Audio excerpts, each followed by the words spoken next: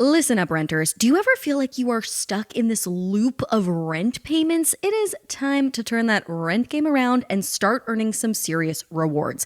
That's where Built Rewards comes in. Earn points by paying rent right now when you go to joinbuilt.com/cult. That's joinbilt.com/cult. This show is sponsored by BetterHelp. When life goes so fast, it's important to take a moment, and therapy can help you do that.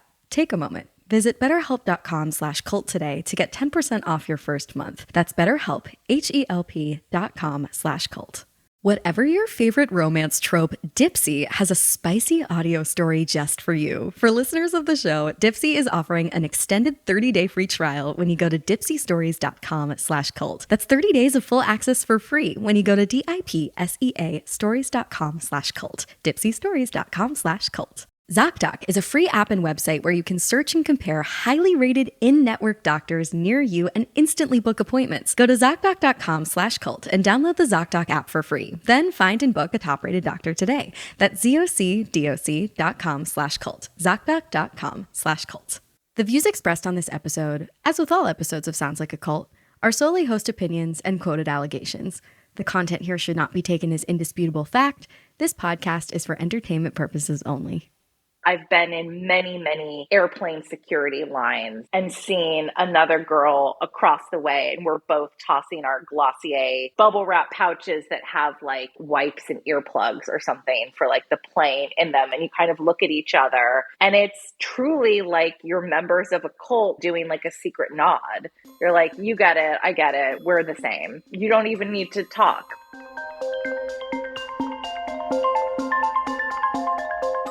This is Sounds Like a Cult, a show about the modern day cults we all follow. I'm your host, Amanda Montel, author of the books Cultish, The Language of Fanaticism, and The Age of Magical Overthinking. Every week on the show, you're going to hear about a different fanatical fringe group or guru from the cultural zeitgeist, from CrossFit to theater kids, to try and answer the big question. This group sounds like a cult, but is it really?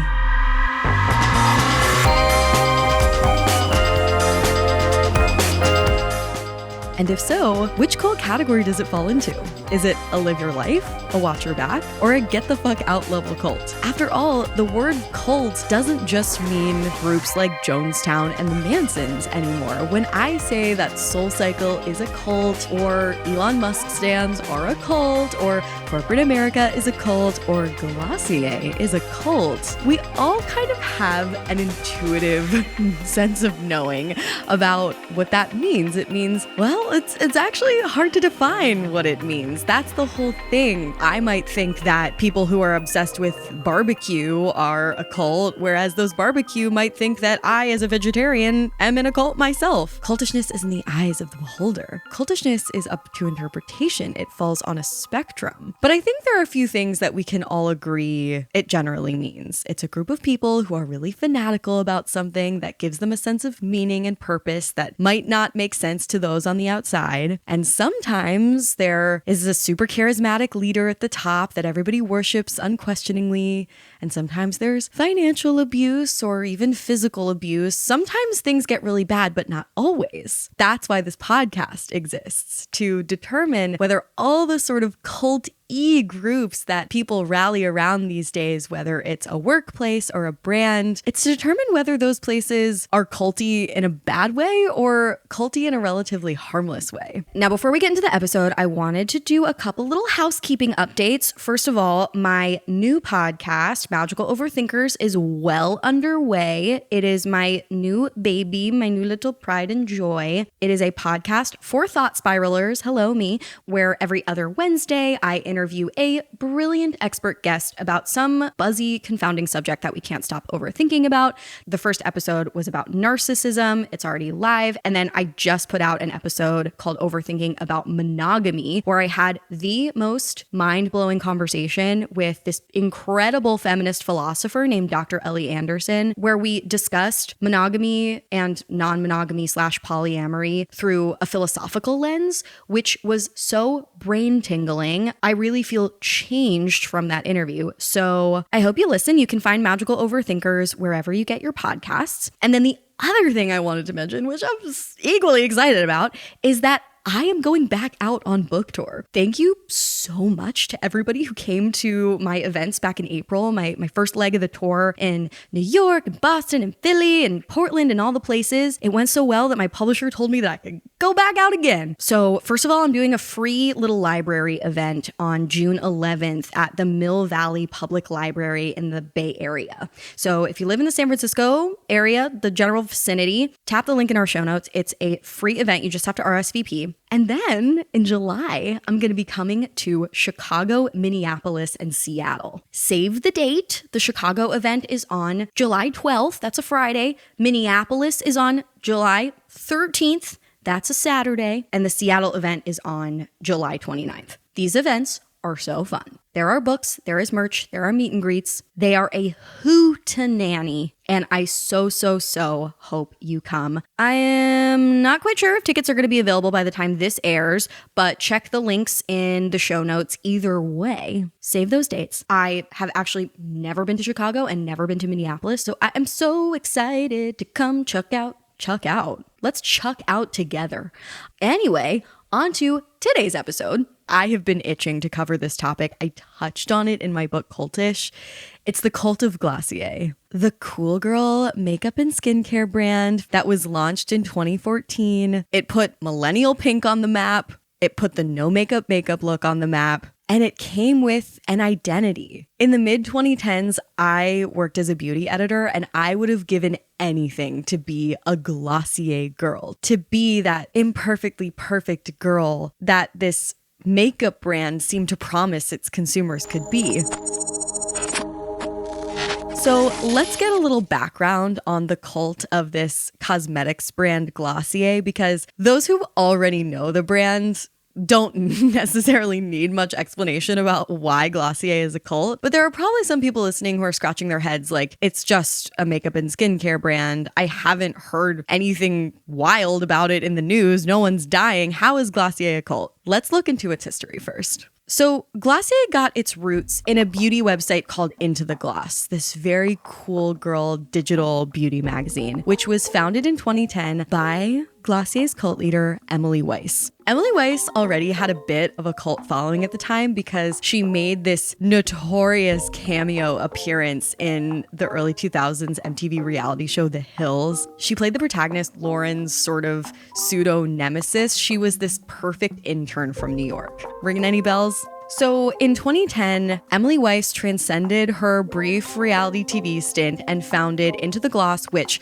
profiled celebrity skincare and makeup favorites in this very cool, casual way. But Emily was like, beauty editorial? No, that's small potatoes. I'm launching a consumer brand. And in 2014, Glossier was born. 10 years later, according to contrary research, Glossier is currently worth $1.8 billion. This brand had such rapid growth, but not just in the financial sense, in the spiritual, cultural, social sense, that it can really only be described as a cult brand. And that has a lot to do with Emily. You're gonna hear way more about her story and her persona and the whole story of the Cult of Glossier from my guest joining us later. Her name is Marisa Meltzer, and she wrote this expose, this deep dive into the history and rise and fall of Glossier. The book is called Glossy. The subtitle is Ambition, Beauty, and the Inside Story of Emily Weiss's Glossier. It became a New York Times bestseller. I blurbed it, which means I got to read it early and write a little line of endorsement for the cover. It's really good. So you're going to hear from Marissa later. But some fast facts about Emily are that she was raised in Connecticut. Her vibes were always very Ralph Lauren. In fact, she interned at Ralph Lauren and Teen Vogue. That's why she was on the Hills. She studied studio art in college, and she created Into the Gloss while she was working as a styling assistant at Vogue. So she was someone with pedigree. She's also very beautiful, as all good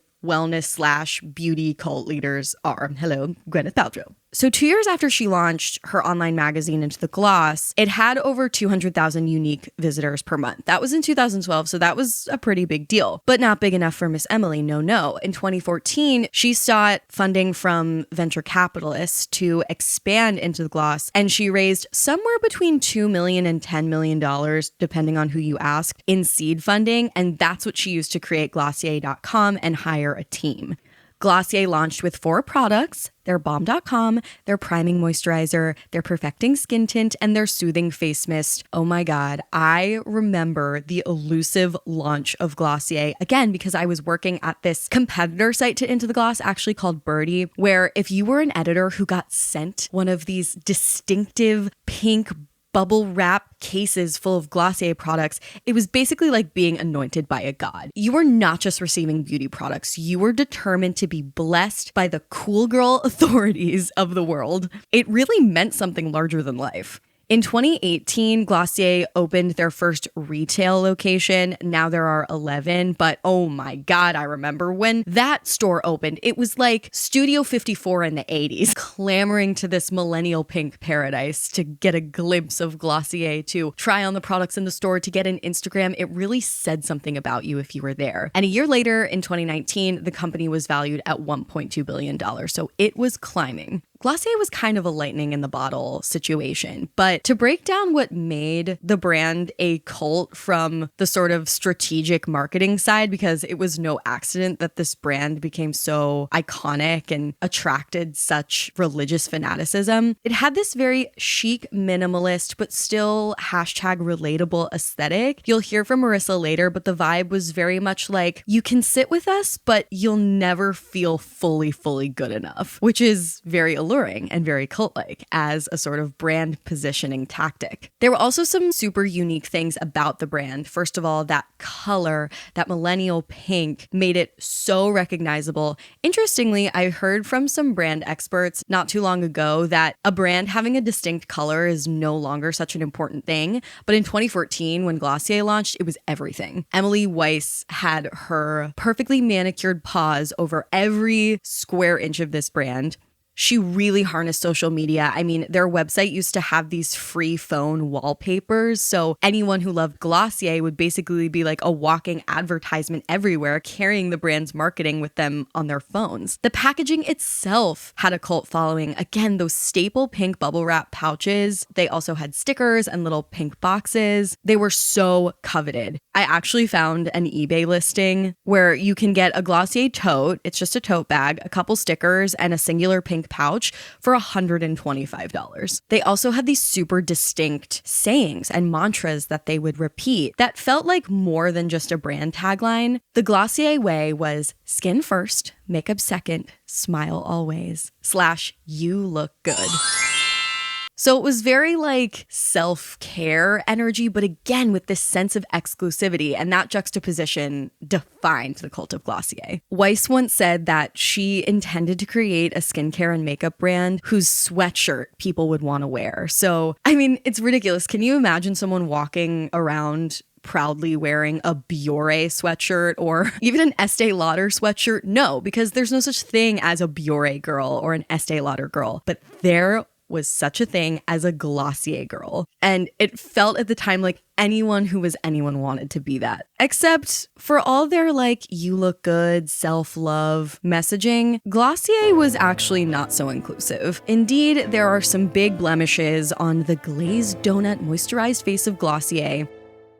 During the social reckonings of 2020, when a lot of current and former employees of these sort of problematic girl bossy type brands were coming forward and saying, hey, you know, like, it's not as great as it looks up in here, Glossier was no exception. In 2020, some former employees created an Instagram called Out of the Gloss to expose the poor working conditions, especially for workers of color, workers from marginalized backgrounds. A statement from Out of the Gloss explicitly said, Glossier's cult status was largely secured thanks to their vow to democratize beauty. We as a collective of former retail employees, aka editors, have experienced an ongoing insidious culture of anti-Blackness, transphobia, ableism, and retaliation. We know the proclaimed brand values of inclusivity, accessibility, and equity should apply to us. We ask Glossier's devoted community, if this democratization is only achieved by perniciously silencing Black and brown editors and without treating marginalized staff equitably, have they democratized advertise beauty at all? Or is it more of the same? 2 years later, in 2022, Weiss stepped down as CEO. And Glossier still exists. It still definitely has a halo around it. But I think that out of the gloss statement really put it perfectly, because I think what might make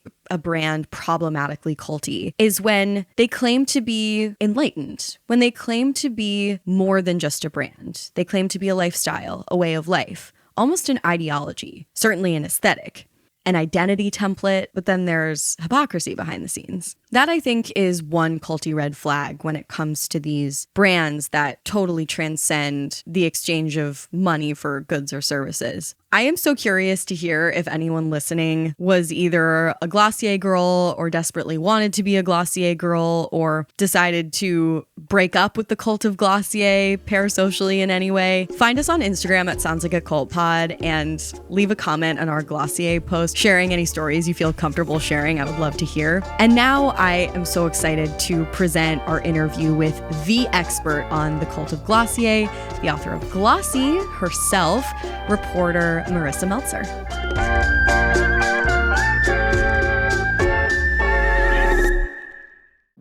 And now, a quick word from our Cult Followed sponsors. All right, renters, this is a message for you. Do you ever feel like you're stuck in this loop of rent payments, just watching your money vanish into thin air? It is time to turn that rent game around and start earning some serious rewards. That is where Built Rewards comes in. Listen, some people throw shade on renting. They say it's a bad long-term deal. I'm no economist, but from what I've learned, that is not the case. Interest rates, ever heard of them? Paying rent is not an unwise thing, especially thanks to Built Rewards. Built is breaking ground as the first rewards program that hooks you up with points on your rent. Even if you're still paying rent with an old school check, Built Rewards has got your back. They will mail the check for you, which is like having a personal rent paying assistant. Every month, you just pay your rent and you watch these Built points roll in. You can use the points to jet off on a dream vacation. You can put them toward a flight or a hotel or even fitness classes. You could actually put those points toward a future down payment on a home. Listen, you know me, I am bad with technology, but even I can figure out my way around this app. The Built Rewards app is very user-friendly. You've simply just got to download it and check it out. Earn points by paying rent right now when you go to joinbuilt.com/cult. That's joinbilt.com/cult. This show is sponsored by BetterHelp. Look, life can move extremely fast. It can be terribly hard to stay present, to get grounded, to take a moment to celebrate your wins and make adjustments for the rest of the year. That's where therapy can be really helpful. It can help you take stock of your progress and set achievable goals for the next few months. I have majorly benefited from therapy in this way. Nancy, shout out, my girl, I just had an appointment with her yesterday virtually. And that's the thing. Virtual therapy can be so incredibly convenient. I do my appointments in my car. And it's also a little more, inviting if you're new to therapy. If you're thinking of starting therapy for the first time, give BetterHelp a try. It's entirely online, designed to be convenient, flexible, and suited to your schedule. You just fill out a brief questionnaire to get matched with a licensed therapist, and you can switch therapists anytime for no additional charge. Take a moment. Visit betterhelp.com/cult today to get 10% off your first month. That's BetterHelp, HELP.com/cult. Marissa, thank you so much for joining me and Sounds Like a Cult on this much anticipated journey toward the Cult of Glossier, Mecca. Yeah, it's a light pink castle in the sky. It's made of cotton candy, but it's dewy at the same time.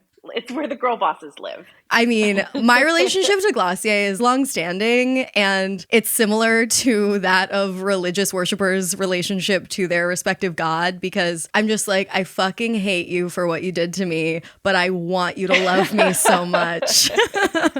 Yeah, why do you think I had to write a whole book to process my feelings? Yeah. Okay, could you please introduce yourself and your work to our listeners? Yeah, I'm Marisa Meltzer. I wrote a book called Glossy, which is about Glossier.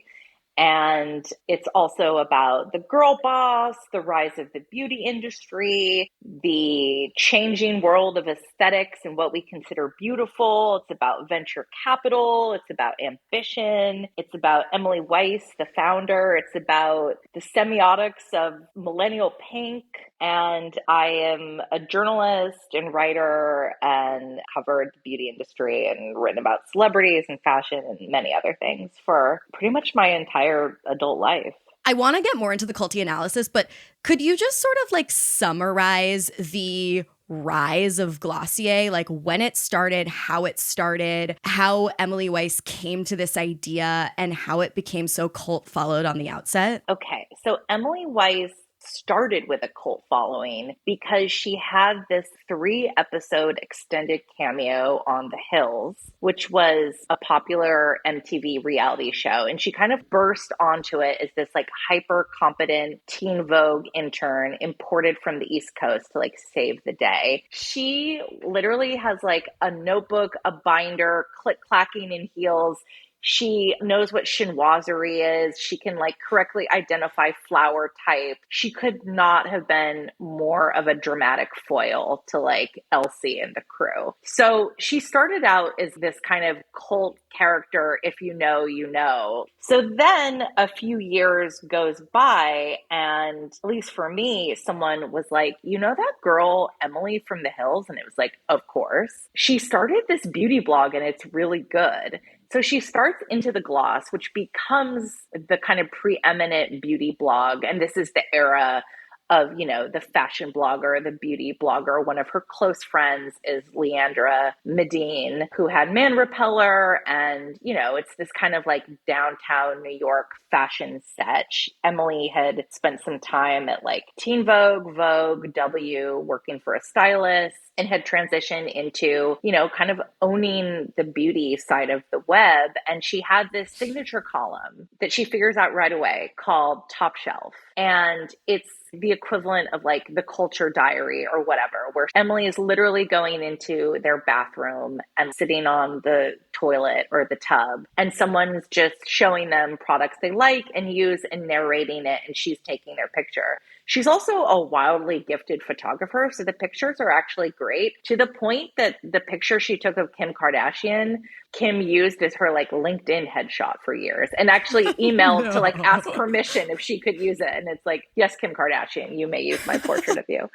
So, you know, there was a lot of interest and a following around that. And then Emily takes it a step further and is like, I'm going to come up with beauty products. And I already sort of have this in-house panel of voices from people that she had covered on Into the Gloss, and also this like really robust Instagram community. And so they start launching products under the brand Glossier, which kind of subsumes Into the Gloss in some ways. Glossier then becomes the main character. And the products are an instant hit. They kind of, in a smart way, try to be sort of the millennial update to the Clinique 3-step cleansing system that had come out in the late 60s and had sort of never really been updated, or no one had ever really replaced it. And it became kind of not just the millennial beauty brand, but sort of like the millennial brand. And when Glossier came out in 2014, this is also right when Instagram is gaining total social media domination, and Glossier launches on Instagram before they even have products. So people are like, what is this? And now it's just like a mood board, but it's like pink deserts and Kate Moss and like a picture of fruit and a, you know, like a painted Lady Victorian. And it's like, ooh, I love all of this. Like, what does this evoke? And so many things that now seem normal and commonplace for like marketing, it became the playbook. I remember it so well. I remember when those first images of Glossier before there was a brand hit Instagram. And I remember meeting Into the Gloss editors. There were just a couple of them at different beauty events around LA. And they were way too cool and they knew it. Like they were not nice, but in that way that makes you want them, that makes you really want to impress them. I'm very well acquainted with that feeling. It's kind of like they did this really interesting thing tonally with their language where the kind of vibe of Into the Gloss was a little bit like cooler than thou, but in a way that was fun and aspirational, where you're like, what is this indie music person like? What perfume do they like or whatever? Totally. It was like not actually I woke up like this effortless, but it was like the Chloe Sevigny breed of I just ooze cool. I'm a little bit jaded. I do not use exclamation points. And that tone became a playbook too. I remember the day at the beauty website where I worked that one of our higher ups who really had her finger on the pulse and was like totally trying to be Emily Weiss 2.0. I remember her coming into the conference room during an edit meeting one day and being like, they don't use exclamation points at Into the Gloss and we're not gonna either. I was like, God damn it, I love a good exclamation. Yeah. And then Glossier came out and the tone changed just enough. They were using phrases like, you look good and you can sit with us. And it was suddenly smiley faced and inclusive. And so there was this interesting juxtaposition of like the beautiful girl that is kind of ignoring you, but one day suddenly she's nice to you. Oh my God, it's so true. It's so true. It's like something out of a movie, but in real life. Yeah. And it's like, does she want something from me? Does she see that I'm cool too? Like, have I crossed over? And it's enough of a kind of tension that it keeps you on your toes, I think. And it keeps you wanting to follow along and literally keep buying in. What led you to focus on Glossier for this expose, and what were some of the most shocking discoveries you made during the process? Well, my initial thought was that there should be a book about the beauty industry because I was fascinated by it because I'd written about it and it was like kind of this secret that people who like worked in beauty or media understood that it was this like powerhouse, even more so maybe than fashion, but that fashion was kind of like the cool sister that got all the credit and beauty was this like workhorse that kept the lights on. And at the same time, right before the pandemic happened, the kind of like last big story I had written was a big piece on Emily Weiss and Glossier for Vanity Fair. So they were very like fresh on my mind as I was home alone, seeing my face reflected back at me in like Zooms and mirrors and stuff, and wearing just like sweatpants and caftans instead of fashion or whatever. And realized in a kind of circuitous way that I could tell the story of everything that I was obsessed with in the last decade, whether it was the girl bosses or beauty or, you know, venture capital or the D2C gold rush through this story of Glossier. And also that it was just this company with this kind of enigmatic founder that I had written about, but was like in no way done processing. Like it was, you know, it was my Roman Empire. Yeah. And then as you really started getting into it and investigating and spending time with Emily and diving into the backstory, I mean, obviously, when you write about beauty and when you're sort of like a professional looker under the hooder, it's hard to shock. But were you shocked at any point in uncovering this story? And if so, you know, what were those details that surprised you? I never get over the profit margins on beauty. I'm always like, I am in the wrong industry. Like a brand like Glossier, the profit margins are like 80, 85%. Like, what's wrong with me? Why am I a writer? Like, why am I not, you know, making a moisturizer? And there's also just like the amount of money that gets thrown around casually is wild, you know, just like $100,000 a piece photo shoots that were just never saw the light of day because, Oh you my know, God. someone, whether it was Emily or another executive, just decided they didn't like it. You know, like developing an app and spending millions of dollars between hiring people and the time spent working on it. And it was always so sort of chaotic and shambolic that like no one could even tell me what it was supposed to do or the name because it changed so often. You know, this kind of like high stakes, like throwing money around, but also whimsy. And then there's the whole issue of this corporate culture that is not unique to Glossier in any way, but just this kind of, you know, like cliquishness mean girls thing that can happen in Yes. a company that's largely staffed by women, which is very cool, but also has this way of replicating high school in some ways, which is really sad and kind of messed up. It's something that we constantly find ourselves in. Oh my God. I remember it all too well. I mean, I worked in beauty editorial, so it was different. Like budgets were different than if you're working in like beauty commerce.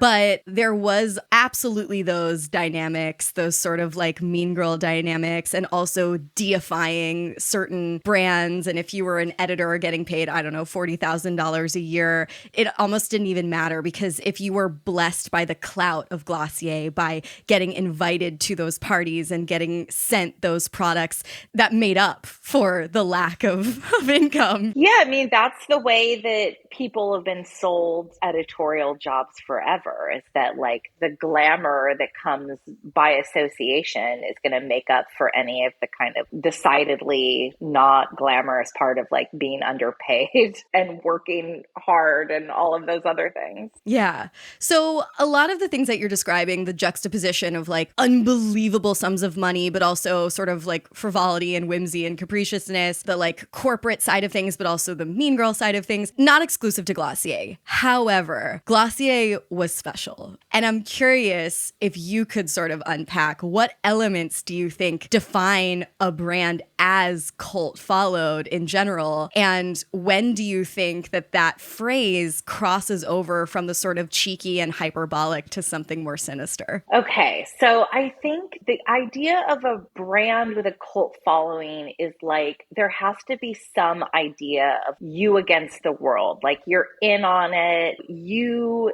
get boy brow, and those who also use boy brow get you. Like to me, the thing that Glossier did early on that is the most cult thing is they had these pink bubble wrap pouches that came for free with your order. So if you bought a mist, a moisturizer, whatever, you got these pink bubble wrap pouches that were unmistakable and were invited to be reused. In fact, my organizational system is to this day largely Glossier pouches that have like batteries or like sewing supplies or whatever written on them that I like stuff things into. So like I many times had been on like something that was very kind of Glossier, like a yoga retreat. And you go into various people's rooms and everyone has a Glossier bubble wrap thing stuffed with toiletries. Or I've been in many, many airplane security lines and seen another girl across the way, and we're both tossing our Glossier bubble wrap pouches that have like wipes and earplugs or something for like the plane in them. And you kind of look at each other and it's truly like you're members of a cult doing like a secret nod. You're like, you get it, I get it, we're the same. And you don't even need to talk. Like it's silent communication. No one else knows what you're doing. And what that kind of signified was like, I too am effortless and dewy and cool and kind of like a city girl, but I also don't like take this stuff too seriously because I'm just smearing on a little blush and then I'm getting on with my life. And I think it crosses over probably when people become crazy about things like sharing codes for like very few discounts. There were memes where it's like someone is dying and their last final words are like, share my blah, blah, blah for like 15 off your first order or whatever. It becomes a thing also where it's like, you will not rest until your friends and family members also try your favorite product and hopefully like it too. Yes, because if they don't like it, then they don't like you. That's the implication, because you've completely bound up your identity in this brand. Yeah, like I have blonde hair. My mother is a redhead. I mean, I think I called her semi-screaming when Glossier launched their like auburn red hair boy brow color. And I was like, Mom, it's for you. It's happening. And she knows what Glossier is, but she was just like, I don't need it. I have brow products. And I was like, you don't get it. Your time has come. Look at this campaign. Look at these models. Look at all this beautiful hair. And she was just like, are you okay? This color isn't even for you. She lives on the West Coast. I live on the East. And it was like, I was like waiting for her to wake up in the morning to be like, it's here. You can get it. I'm ordering it for you. Right. Completely. I understand what you're saying. It's like when the fanaticism crosses over from like, this is just a hobby or this is just a brand or product that I like, into like, my body is having a reaction, like a religious reaction to the choices of this higher power and like when they're releasing their goods. Yes, it's very like higher power. They have looked to you. They're acknowledging you. Aren't you so excited? And my mom is like, I don't care about that higher power. Yeah, it's truly like, this is your weird thing. Like, I don't care that they launched a redhead product. And I'm like, they see you. You know? Yes, completely. And that is a dynamic that we find in so many of these sort of parasocial cults like Swifties and other forms of celebrity worship or brand worship, is that, you know, we want to be seen by this thing that we worship. We want to feel like we're a part of this in-group, that we're in on this secret, that we're not only participating in, but that is inviting us. Like these brands, Emily Weiss and Taylor Swift, are so good at making that sort of totally impersonal second person plural you feel like a singular you. I'm talking to you. Well, it's also like a Glossier store or pop-up comes to your town. And for those who are part of the cult, they're like, oh my God. It's similar, like Taylor Swift is coming to your city or country. You're like, I am being blessed by this presence. When do I line up? How do I celebrate? Can I tailgate? Am I going to meet my best friend here? Am I going to make friends in line? What kind of limited edition merch is there going to be? And then also it's that thing of like, then you also try to maybe sell someone who is not part of it, being like, well, come with me on Saturday. This is my whole plan for the day. And they're like, you're standing in line for something that you could buy online and you already have one. And it's like, you don't get it. Completely. You are not on my level. Yeah. Yes, it's very like effortless girly hype beast energy. Absolutely. Which is part of what was their launch. They didn't launch with like a whole line of lipsticks and sunscreens and stuff like a larger beauty company. It was like, we have bestowed 4 products on you and you will wait excitedly a la Supreme hype beast to see what we concoct next that will surprise and delight you and that you will need. Totally. And that to me is just sort of extremely clever cult followed marketing in the slightly more innocent pedestrian sense. But I think it actually crosses over into something a little more sinister and closer to a watch your back or a get the fuck out style cult. I think it's when you like shed other parts of your identity to replace them with Glossier and start to consider yourself superior to those who are on the outside. And then it's a sort of thing where you're like only surrounding yourself with people who look like you, dress like you, eat like you, do their makeup like you. And that could bleed into like, well, I'm only going to read the publications that a Glossier girl would read. And I'm only going to associate with even the politics of someone of a Glossier girl. And that can be kind of pernicious. Right. When a brand becomes your whole personality, yes. Right? I mean, you see this with people they called them editors, which is a weird term, but basically like Glossier retail employees. And they were cast in some ways like an actor or like a Playboy bunny was cast. They had to like send in videos and there was an in-person session and then maybe you made the cut and there was another. And then when you did get hired, you were like issued your pink jumpsuit and everyone wore it a little bit differently. And did you cuff it? Did you roll it down? Did you tie it at the waist? And then you were treated like a local celebrity where bakeries would give you a free cupcake. Someone would give you a discount for a facial just because you were so cool by proxy of being associated with this brand. And then also that brand becomes your social life because these are suddenly your best friends and you're all going to the same restaurants nearby. The interesting thing is a lot of those people do not work for Glossier anymore because life goes on or actually because they were laid off. But many of them are still really tight and friends. I wonder if Glossier in their recruiting took a page out of SoulCycle's handbook, because SoulCycle and now Peloton famously do not cast their instructors from like personal trainers. They cast from performers, Broadway actors and dancers, people with charisma to burn.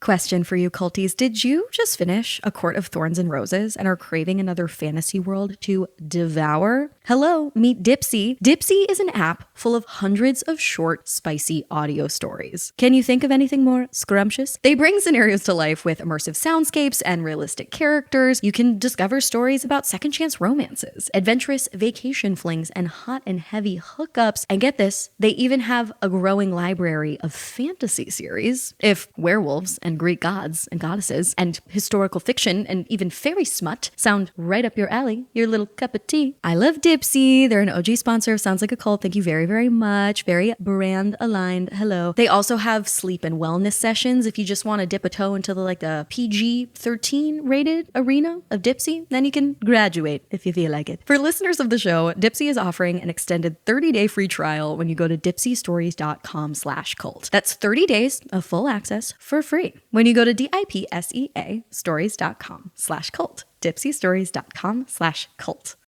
I love that ZocDoc is a sponsor of Sounds Like a Cult, because this is a website that I used long before podcasting was even a twinkle in my eye. Listen, we all know that there are things in life that you have to compromise on. But when it comes to your health, we should not have to compromise. We should not have to go to doctors who don't make us feel valid and safe, which is why I personally use ZocDoc, the place where you can find and book doctors who will make you feel comfortable, listened to, and who will prioritize your health. ZocDoc is a free app and website where you can search and compare highly rated in-network doctors near you and instantly book appointments with them online. I used this the other day. I hadn't been to the gyno in a while. I switched insurance. It's a whole story. But I didn't know where to start to find a new one, so I went to ZocDoc. And I looked up the little reviews. They have real verified reviews from actual patients. And I looked at where they were located. And I found an amazing gyno who lives just 15 minutes away. She was so cool. I told her a story about my IUD trauma. She was like, come back to me. We will take care of you. And I was like, hell yeah. Thank you, ZocDoc. The typical wait time to see a doctor booked on ZocDoc is between 24 and 72 hours. How great is that? You can even score same-day appointments. Go to ZocDoc.com/cult and download the ZocDoc app for free. Then find and book a top-rated doctor today. That's ZocDoc.com/cult.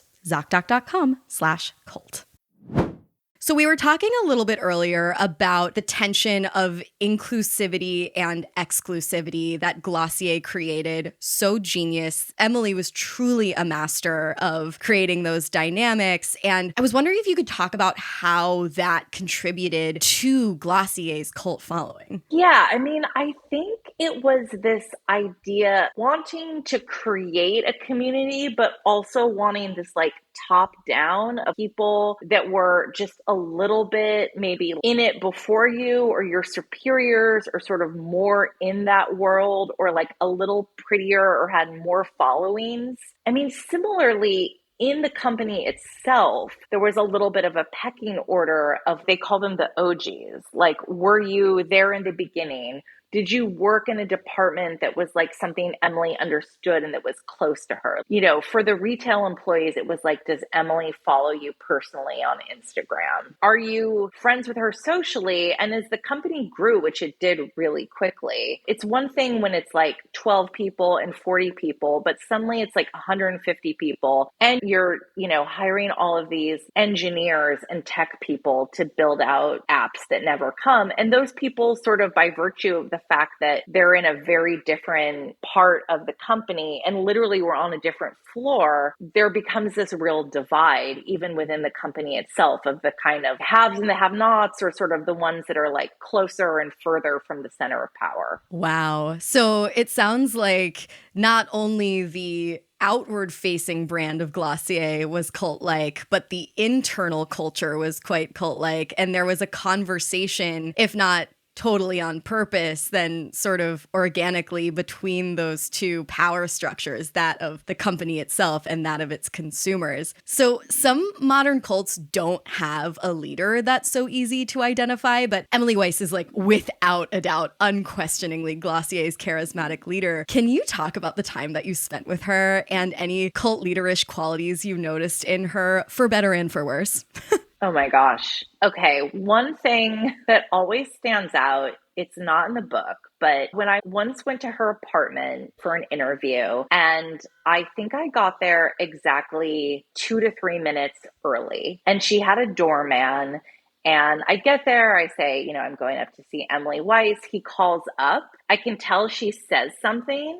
He keeps me waiting exactly like the 3 minutes until it's like, whatever, 1 p.m. on the dot or whatever, and then says you can come up. And I still to this day don't know if she needed those 3 minutes to like tidy up or put on some lipstick or go to the bathroom or drink water, or if she just wanted to assert dominance. And,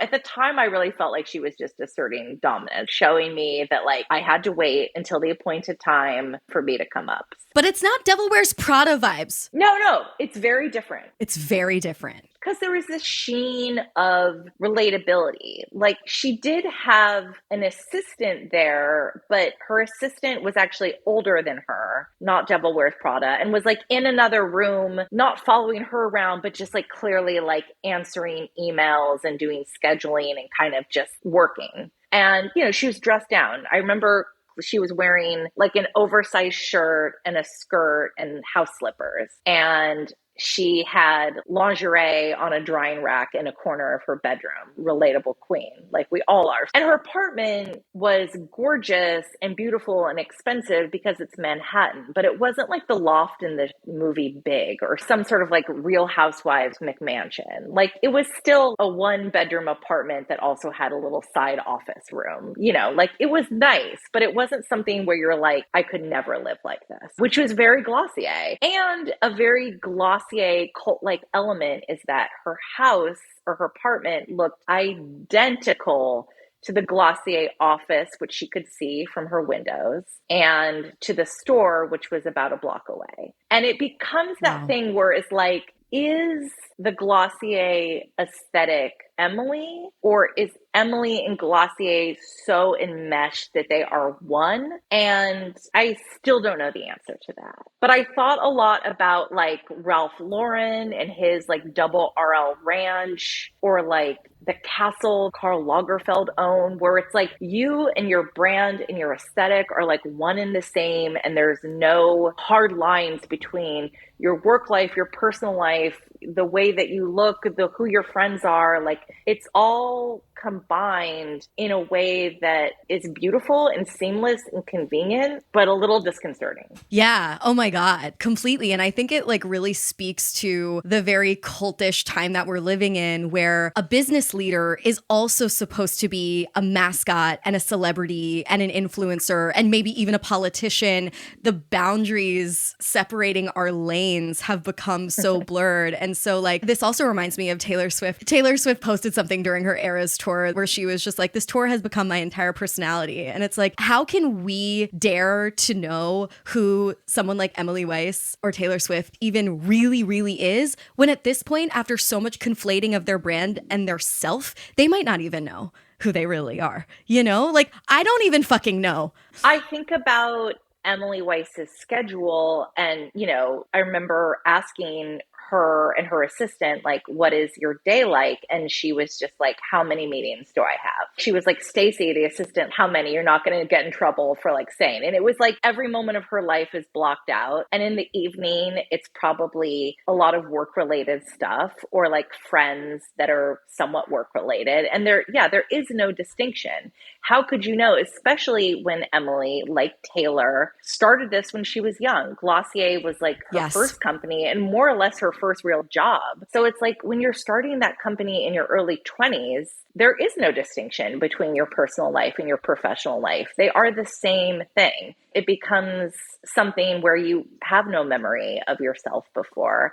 Another thing that I thought was very cult-like is that same visit, the PR people had become this negotiation of like, what activity are we doing together? You know, I wanted to go to this employee camp that they had every year, and they probably smartly was like, no, we don't want a reporter hovering around our employee offsite, which is again very culty. But you're also like kind of in the Cult of Glossier, so you're like, but I want to go. Oh, I'm dying to. I wanted the limited edition merch. Are you kidding me? But the real cult-like thing is and the email is in the book, and it's pretty funny. They're like, here's what we've decided. Wait for it. Emily would like you to come over and make a frittata with her. And just the idea that So the specific. most sort of specific and mundane task should feel so elevated and special to do that you were chosen, to me is very culty. And even it's again in this book, and to this day, I'm like, I was the only journalist who got into who went to her apartment, you know, I like made a frittata. I was the trusted one. Like I'm not Yes. going to lie. Yeah. I'm like, I made the frittata, you know, like I'm not necessarily proud of that sort of status that I felt, but it's a way of like bringing you in. Yes. Oh my God. I literally admire it. I'm like so over Sherry. And so like not only you can sit with us, but like please sit with me, that like I aspire to this level of mystique. I have zero mystique. I have such a sheen of desperation that I am constantly getting like pre-broken up with by people after one date, even though I'm like, I swear I'm about to leave the country and I'm not looking for anything serious. And they're still like, do not believe me. I think I have such a like, love me, like me. Like, I think it's something that people can just smell on you. I have zero chill, zero mystique. I'm trying to embrace it because I think it becomes helpful when something like you're trying to sell a book. Like I remember talking to my agent about like author photos once, and I was like, should I have black and white? And she was like, no, like who do you think you are? You want something that's like looks like you, and like that they look and they're like, if I saw this person in a restaurant, I feel like I could say hi. She was like, you're not like Joan Didion in front of a Corvette or whatever. And I was unfortunately, like, goddamn it. like, I never will be. Devastating. Can you talk about the role of millennial pink in the construction of this quote unquote cult? I mean, gosh, how much time do we have? So millennial pink, I'm sure everyone knows, but it was this like light pink, maybe a little brighter than like a ballet slipper color, but this color that kind of wasn't exclusive to Glossier. Acne Studios was using it. It was kind of on the cover of that book, Sweet Bitter, that was a bestseller at the time. It had this kind of like momentum going where it seemed sort of fashion, but also cool. And also like you were reclaiming pink, but also kind of like guys were into it. Like there was something very effortlessly cool that was hard to really put your finger on why you wanted it, but you wanted it. And Glossier started using that as their signature color. Not in that anything that they were making was that color to put on your skin, but it was packaging, but it wasn't like blanketing the packaging. It was like some pink, some white, a tiny bit of black. And it felt just so cool and fresh and looked good on your counter. And it was the same color as that pink bubble wrap reusable pouch. And it just felt like the epitome of insidery thingness. Like similarly, they made a sweatshirt. And early on, I mean, speaking of Taylor, Karlie Kloss was, you know, one of like the first people photographed in the sweatshirt. At first it was like, could you even buy the sweatshirt? Then you could buy it. It was always sold out. Now they do so well with merch that I would say like half the stores are often made up of Glossier merch. Timothée Chalamet, no idea if he's ever used a Glossier product, but he was photographed in a millennial pink Glossier hoodie. And the term millennial pink was coined because of Glossier, no? No, it was coined by Veronique Hyland, who was then at the Cut, a writer, and she was talking about it sort of more broadly about this color that was like Glossier was a key part of it, but it was this color that was, you know, everywhere and like clearly sort of sold to like her generation. And it wasn't little girl pink. It wasn't like Right. brash, bright pink. It was millennial pink. It was like cool and a little dusty. Yes, yes.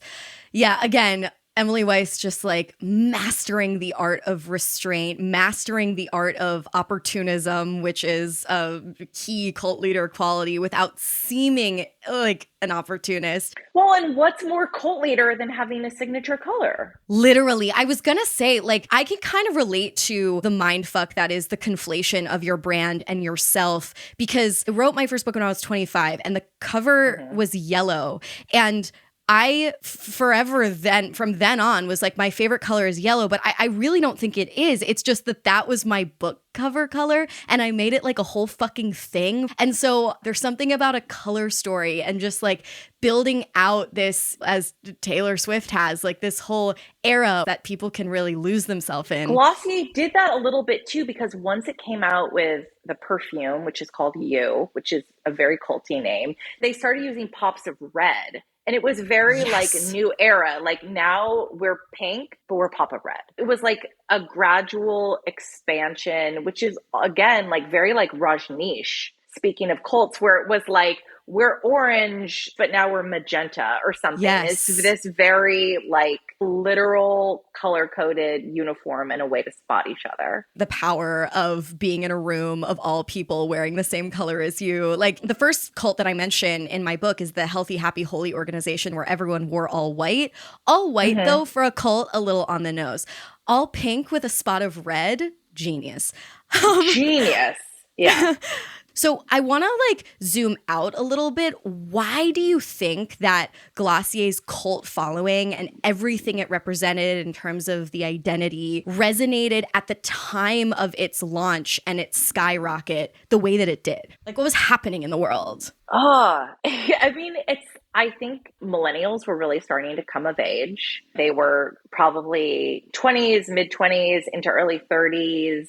Instagram was coming out and we were becoming just literally more of a visual culture. And I think the direct to consumer brands were kind of marketing this idea that like, if we sell directly to you, we're giving you a better product at a better price. And, you know, but also they're controlling the experience. So it's like you're never having to experience Glossier through Target or something. You're only experiencing Glossier in Glossier approved ways. I mean, also just, I think people wanted a brand of their own. It was just that X factor of like hitting at the right moment when people were ready and wanted it. And I think also Instagram was overwhelming. There were too many identities to get inspiration from, to see on there and to pull from. And Glossier kind of like cleared the deck. It was like, don't pay attention to any of those other influencers. Just be a Glossier girl. That will simplify things. I think you're so right, because I have a good friend who shall remain nameless, but she was like, Glossier turns me into the most basic bitch. And she meant that in, in like sort of a confession, but also a positive way, where it was like, sometimes you just want the cute, pretty thing that the other cute, pretty people want. And to just be en masse with them. Like she told me this when I was in her town and I was on my way to the Glossier store and asked her, you know, as one does when you're part of the same cult, like, do you want me to pick you up anything? And she was like, actually, yes, I need more Milky Jelly cleanser. And, you know, it was just this thing of like, could I buy Glossier online? Yes. Could I buy Glossier in New York where I lived? Yes. But I was in LA and I had to go see the vibe of the store there because I hadn't been yet and I needed to go commune with my people. I had to go check out the local, you know, precinct. Yeah. And so that kind of leads me to the question of like, who would you say quite specifically are Glossier's target followers and what makes them vulnerable to this specific quote unquote cult? I think that, you know, the way that like certain bands, I grew up going to a lot of like punk shows or whatever. And so it's like you'd go and there would be perennial 14-year-olds discovering the band and feeling like they owned it for the first time. I think Glossier will always have those like 12, 13, 14, 15, 16-year-olds that are like discovering it and are like, yes, this is for me. But then they will also have their, you know, classic core demographic of people who maybe like move on to a certain extent and start wanting fancier products or something for like aging skin or whatever, but are never letting go of Glossier You perfume or Boy Brow or whatever their like favorite Me. products are. Yes. Yeah. And I also think just that feeling of like, we're inclusive, we want you, but also you are part of an elite group. Like it's this very delicate balance linguistically, aesthetically. And there's always going to be that desire, I think, to fit in and to be endorsed, particularly by young women. Yeah, so we're talking about this delicate balance of like all the good things about being in a cult, but also the kind of, bad things about being in a cult. To really get a hold on the Cult of Glossier, can you name like a worst case scenario? Like what is the Cult of Glossier at its worst? Okay, the Cult of Glossier at its worst is feeling like your friends and family really don't understand you and that your world of fellow Glossier meme enthusiasts understand you more than like people in your life. I think that aggressive use of buy now, pay later to afford your habit is a little intense. I was there on the day that the Manhattan flagship opened last winter. It was, I believe, the coldest day of the year. It was like 17 degrees or something really intense,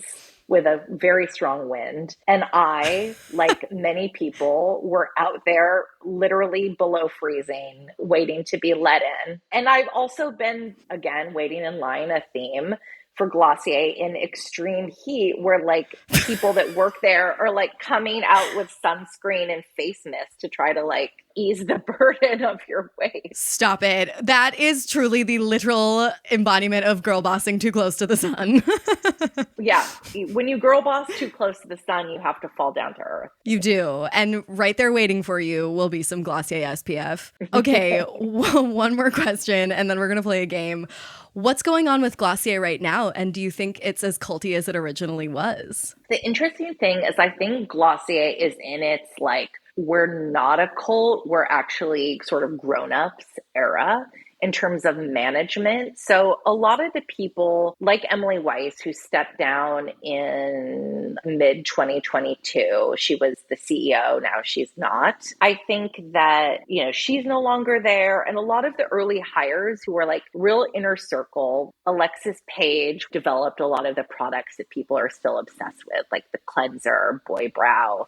Annie Kreigbaum was an editorial genius who did a lot of the names like Cloud Paint and stuff that people love. Those people are no longer there. And so I think a lot of the kind of not just inner, but like the people who had non-traditional backgrounds or, were sort of young or newer in their careers, like the people that really were responsible for that magnetic magic feeling that got people into Glossier are out. And now, like so many regimes, more traditional people are in. So a lot of the management is like people who went to business schools and have MBAs, or people who worked at really big beauty companies or at like American Express or Cole Haan or whatever.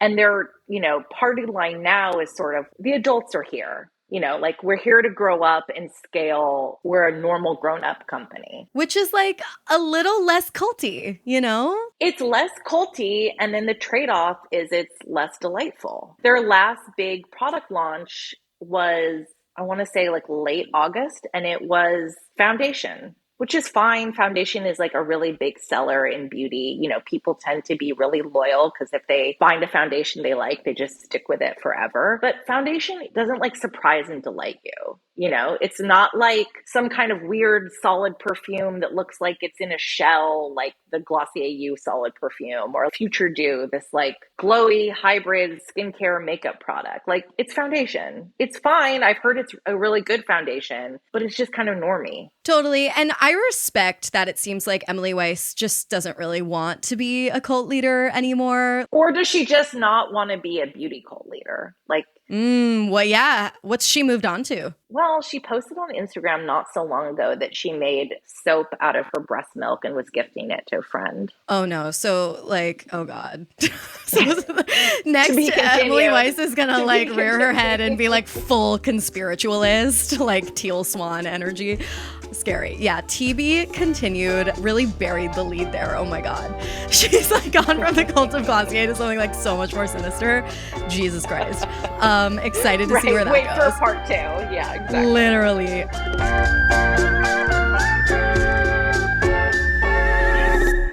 Okay, now we're going to play a little game. This is a classic, sounds like a cult game. It's called Culty Quotes. So I'm going to read a list of quotes to you. They're either going to have been said by Emily Weiss or by a more traditional cult leader from history. Okay. And you're going to have to guess Emily Weiss or cult leader. Okay. The first quote is, "We are afraid of what will be in the room with us if we stop being busy." Cult leader? Correct. That was uttered by Teal Swan, which I don't know if you're familiar with her, but she's a slightly more niche, alleged cult leader. She is the subject of the podcast The Gateway and the Hulu docuseries The Deep End. She's a controversial new ager. Alleged, cult-ish leader. Okay. I realize you're probably going to be really good at this because you've spent time with the quote-unquote cult leader that we're talking about today. So maybe you might recognize these. You'll recognize her syntax probably more effortlessly. Second quote, "You can make a million excuses for why something didn't go well, but ultimately just fix it and get on with it." Emily Weiss. Correct. It's normally more fun when someone's really bad at this game, but I'm delighted that you're good at it so far. I might be bad at, I mean, I don't know. I also am like the kind of person that's primed to join a cult, so all of this seems very plausible to me. You're just like, I love and inspired by these quotes. Yeah. Okay. Next quote. "I love someone with something to prove." Really could go either way. Cult leader? That one's Emily. I too love someone with something to prove. I mean, so does everyone, I guess. Yeah. Great for the plot. Okay, next quote. "I've learned that positive thinking and encouragement are essential for leadership and progress." Oh gosh. Cult leader? Yes. Well, another alleged. This was the alleged cult leaders. Yeah. Yes, this is Rich DeVos. That last name might sound familiar because of Betsy DeVos. Rich DeVos was one of the founders of Amway, the biggest and allegedly most pernicious multi-level marketing scheme of all time. Okay, next quote. "This is really for anyone who wants to embrace the present and live in the now. It's about embracing constant change and who you are at any given moment, and that's often someone who's imperfect." It's both. Yes. Is it cult leader? That's Emily!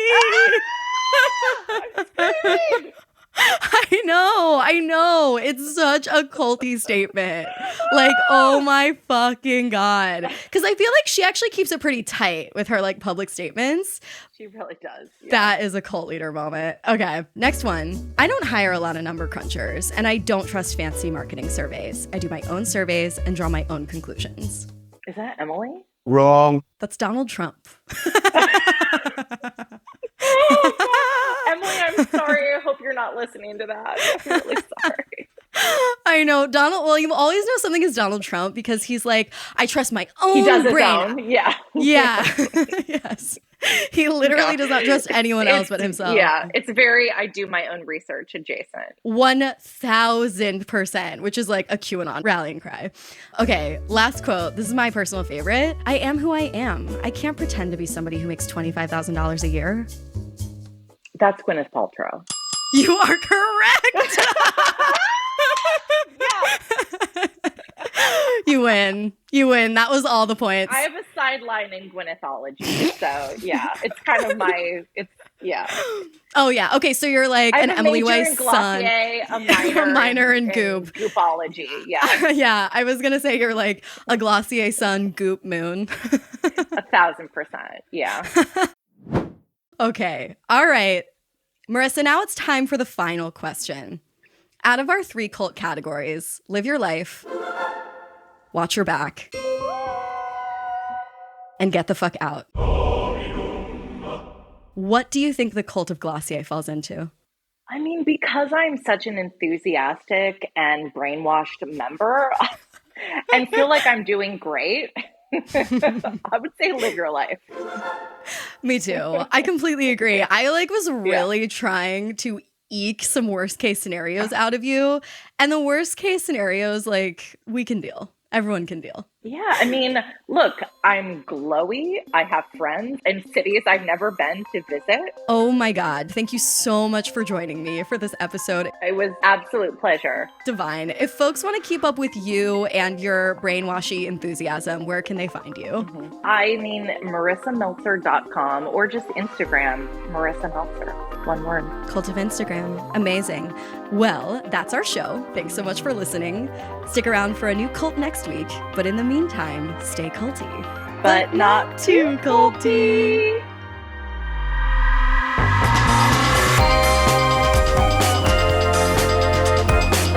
Sounds Like a Cult is hosted and produced by Amanda Montell and edited by Jordan Moore of The Pod Cabin. Our theme music is by Casey Cole. This episode was made with production help from Katie Epperson. Our intern is Reese Oliver. Thank you as well to our partner, All Things Comedy. And if you like the show, please feel free to check out my books, Word Slut, A Feminist Guide to Taking Back the English Language, Cultish, The Language of Fanaticism, and the forthcoming The Age of Magical Overthinking, Notes on Modern Irrationality. If you're a fan of Sounds Like a Cult, I would really appreciate it if you leave a rating and review on Apple Podcasts.